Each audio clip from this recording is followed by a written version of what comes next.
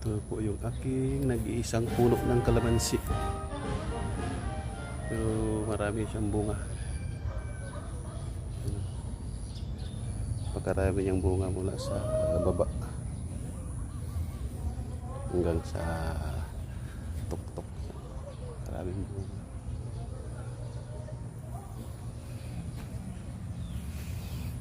Hindi na po kami bumibili ng kalamansi sa palengke.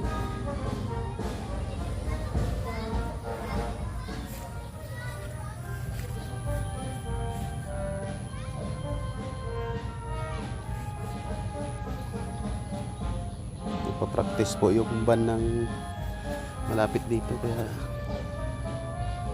mayroong sounds.